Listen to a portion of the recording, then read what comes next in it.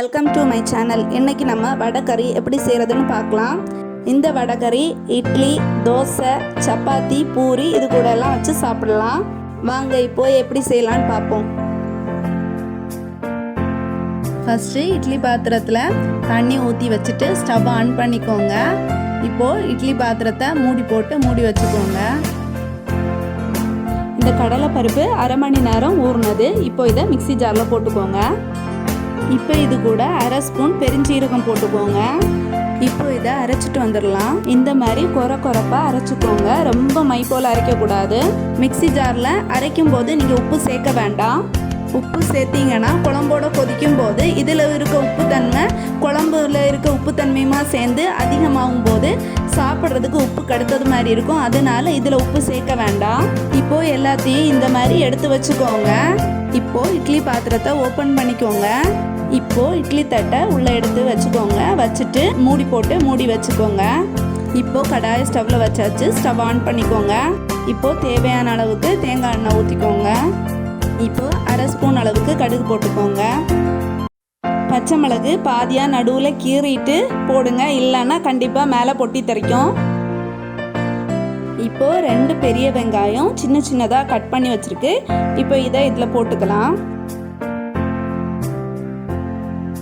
இப்போ இதை நல்லா வதக்கிக்கோங்க. வெங்காயம் நல்லா வதங்குறதுக்கு பாதி அளவுக்கு இப்போ உப்பு போட்டுக்கோங்க.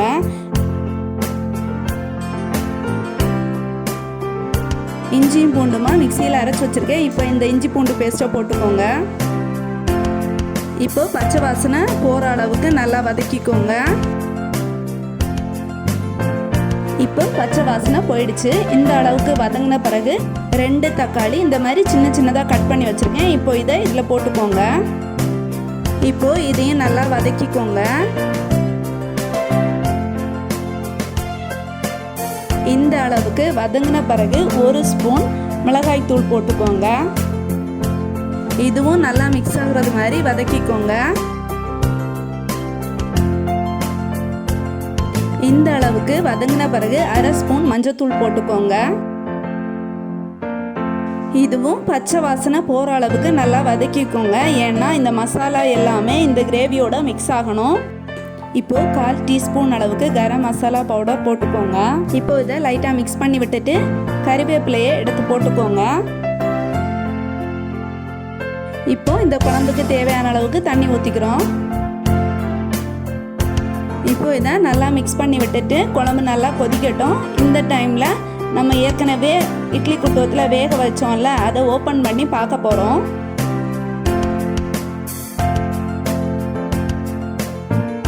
இப்போ இதை ஓப்பன் பண்ணி பார்க்கலாம். இந்த மாதிரி குத்தி பாருங்க வெந்துடுச்சா அப்படின்னு சொல்லிட்டு. இப்போ இது வெந்துடுச்சு. இப்போ இது தனியாக ஒரு பாத்திரத்தில் எடுத்துக்கோங்க. இதை இந்த மாதிரி கட் பண்ணிக்கோங்க. ஏன்னா இது சூடாக இருக்குது, அதனால இது சூடான பிறகு லைட்டாக கை வச்சு உதிர்த்துக்கோங்க.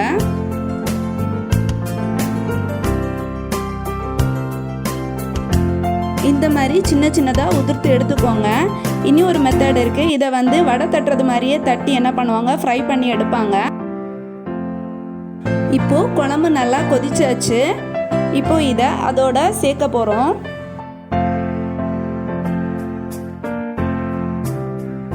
கொஞ்சமாக சேர்த்துக்கோங்க.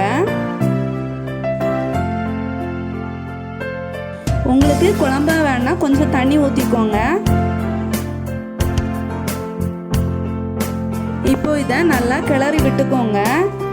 இப்போ குழம்புக்கு தேவையான அளவுக்கு உப்பு இதில் போட்டுக்கோங்க. உப்பு நல்லா மிக்ஸ் ஆகிற அளவுக்கு நல்லா கிளறி விட்டுக்கோங்க. இப்போ மீடியம் ஃப்ளேமில் 5 மினிட்ஸ் வேகட்டும். அதுக்காக மூடி வச்சுக்கோங்க. இப்போ 5 மினிட்ஸ் ஆயிடுச்சு. இப்போ இதை ஓப்பன் பண்ணி பார்க்கலாம். கடைசியாக கொஞ்சோண்டு கறிவேப்பிலை போட்டு இறக்கிக்கோங்க. இப்போ இப்போது வீடே மணக்கிற அளவுக்கு ருசியான வடைக்கறி ரெடி ஆயிடுச்சு. எங்கள் சேனல் பிடிச்சிருந்துன்னா லைக் பண்ணுங்கள், கமெண்ட் பண்ணுங்கள், ஷேர் பண்ணுங்கள். சப்ஸ்கிரைப் பண்ணாதவங்க சப்ஸ்கிரைப் பண்ணுங்கள். மறக்காமல் பக்கத்தில் இருக்க பெல் பட்டன் கிளிக் பண்ணி ஆல் கொடுத்துக்கோங்க. அப்போ தான் நாங்கள் போடுற வீடியோ எல்லாம் உடனடியாக உங்களுக்கு நோட்டிஃபிகேஷனில் வரும். நாங்கள் இன்றைக்கி தோசை கூட செஞ்சு சாப்பிட்றோம். நீங்களும் வீட்டில் செஞ்சு பார்த்துட்டு கமெண்ட் பண்ணுங்கள். Thank you friend.